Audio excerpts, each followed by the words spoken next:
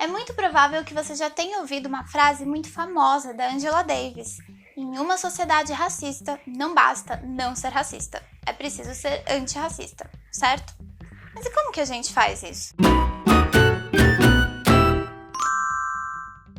Olá, seja muito bem-vinda ou muito bem-vindo ao Ressaca Cultural. Eu sou a Mariana Ramiro e hoje a gente vai falar sobre um livro muito rápido de ler, muito fácil de ser lido, tem uma linguagem muito acessível e extremamente necessário. O livro é O Pequeno Manual Antirracista, da Djamila Ribeiro.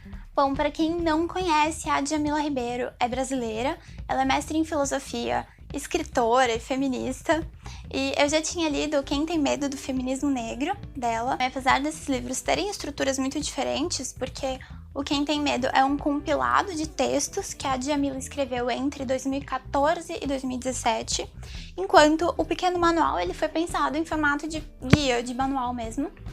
O que eu gostei muito em ambos é que a Djamila vai pincelando diversos temas dentro dessa temática macro, diversas ramificações, e também ela traz muitas referências de outros autores para cada um se aprofundar por conta própria. O racismo é um sistema de opressão que nega direitos e do qual a população branca vem se beneficiando ao longo de toda a história, e existe essa famosa frase da Angela Davis, e o livro da Djamila ele vem muito nesse sentido, de servir como um guia para as pessoas que querem se aliar a essa luta antirracista e através de 10 estratégias que ela vai trazer aqui. Dentro da primeira estratégia, que é informe-se sobre o racismo, a Djamila fala sobre a importância de entender as particularidades do racismo brasileiro, que é diferente do racismo na África do Sul ou nos Estados Unidos, por exemplo, porque aqui no Brasil, por causa da grande miscigenação que existe ou da ausência de leis de segregação racial, acredita-se que a gente vive em uma democracia racial,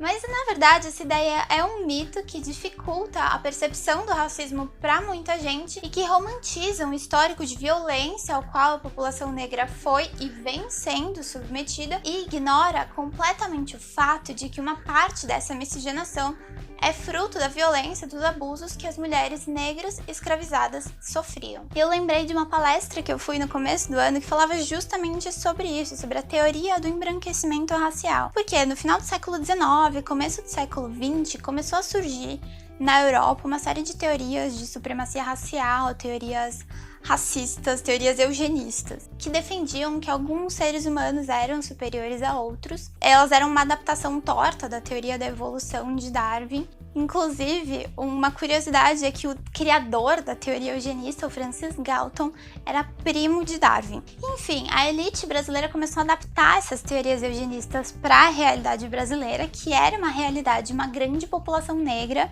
que tinha sido escravizada. E lembrando que quando essa população deixou de ser escravizada, se tornou livre, acabou não recebendo nenhum tipo de apoio do governo, não recebeu emprego, não recebeu terras, não recebeu dinheiro, não recebeu acesso à educação, enfim, nada.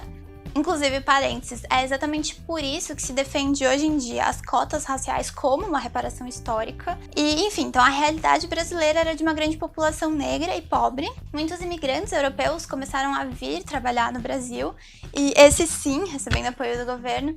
Então essa elite brasileira defendia que dentro de algumas gerações, por causa dessa miscigenação que já existia, desses novos imigrantes brancos que estavam vindo, a população negra desapareceria do Brasil. Inclusive, teve um congresso em 1911 em Londres, o Congresso Universal das Raças, onde o médico brasileiro João Batista Lacerda defendeu essa teoria do embranquecimento racial. Ele mostrou gráficos, inclusive uma obra de arte, A Redenção de Cam, para justificar que dentro de algumas gerações não existiria mais negro no Brasil. Essas teorias de superioridade racial, teorias racistas e eugenistas, elas só foram desacreditadas depois da Segunda Guerra Mundial, mas trouxeram consequências que duram até hoje, né? Enfim, dentre todos os pontos importantíssimos que a Djamila traz aqui, eu queria trazer mais um, que é reconhecer os privilégios da branquitude.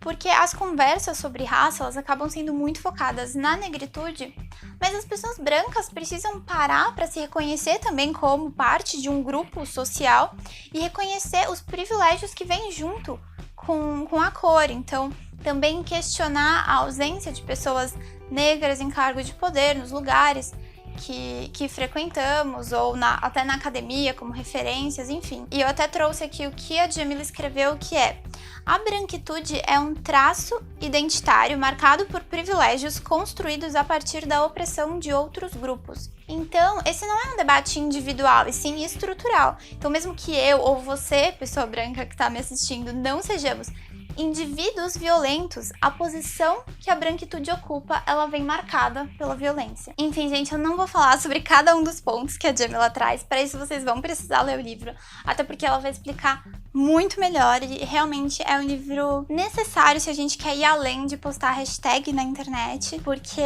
repensar as nossas posições, nossos privilégios é essencial nesse sentido. Eu acho que uma coisa que a Jamila traz também que a gente precisa entender é como a gente precisa se incomodar. Essa luta antirracista, esse repensar privilégios não vai ser confortável, ele é pra ser incômodo, mas o nosso incômodo que a gente sentir, ele não é nada se comparado à violência, à opressão que a população negra e indígena vem sofrendo ao longo de tantos séculos. Então, realmente, se a gente quer ir além, se a gente quer se aliar a essa luta, a gente precisa dar o primeiro passo, a gente precisa ir atrás, a gente precisa ter essa busca ativa, esse olhar ativo. O livro da Jamila, ele é essencial nesse sentido, então leiam o livro. Se vocês gostaram do vídeo, se inscrevam no canal para acompanhar os próximos conteúdos, deixa seu like, ativa as notificações aqui, ativa o sininho. E é isso, até a próxima. Tchau, tchau!